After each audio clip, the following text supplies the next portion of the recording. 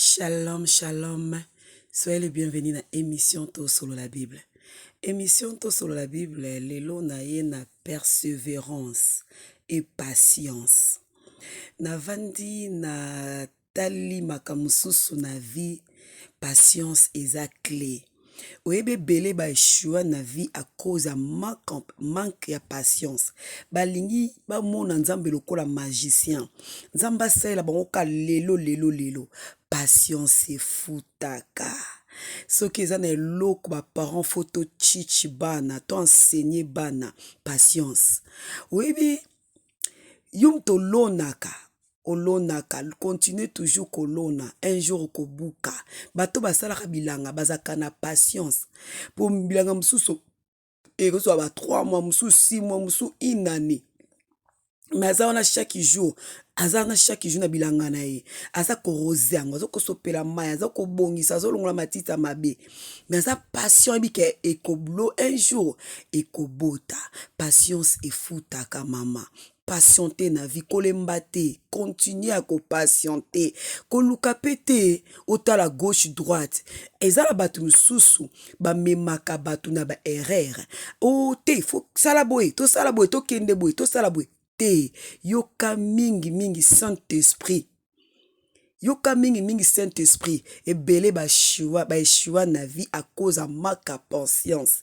Ba kota ba relation moko boye nzamba zati à cause ya manque ya patience. Ba tambola mabe ba eshua na ba même na ba ministère, na ba business, na misala à cause ya kozanga patience. Mais loko mona yekoli patience efutaka. Zala yo, tala nzambe, kotala gauche droite te, koluka te muto amema ote ya salaki boye, bango ba salaki boye, biso pe photo sala boye, yo pe fo sala boye, non, yo zalaka yo. Talela siko nzambe, yoka mingi nzambe, priez beaucoup. Na webisa bino patience efutaka. Bako seko, ya moment mo bako seko, bako chola yo.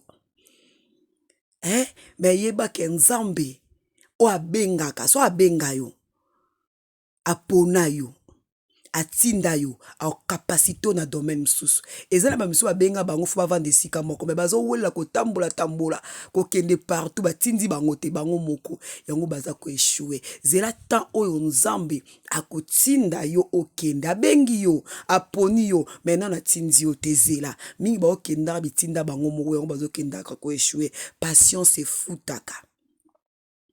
Lelo naza fruit ya koyeba ko patienter.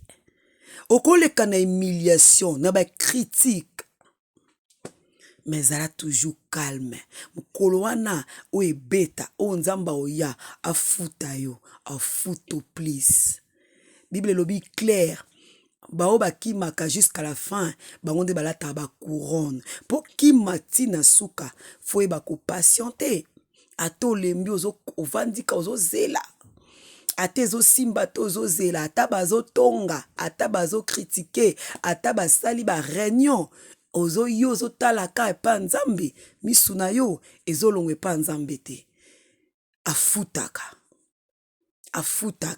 10 à 15 ans. Omone loro te. Patienter. Zala na foi. Persévérer. Kotika te. Il est important pesa to gagner le monde, il y a important eza to gagner royaume du ciel. Lelo bato bakomo linga mbongo koleka nzambe, bakomo linga ba ministère koleka nzambe, bakomi na baposa bafongola ba église basala boye banini pona koleka kutu azala na relation na nzambe. Eloko eleki relation eza eloko eleki nyonso to na pardon eza relation na yo na nzambe. Eza kotambola na ona nzambe po ba ministère wana ba miracle wana makambo wana sto etikala babuzi wana etikala.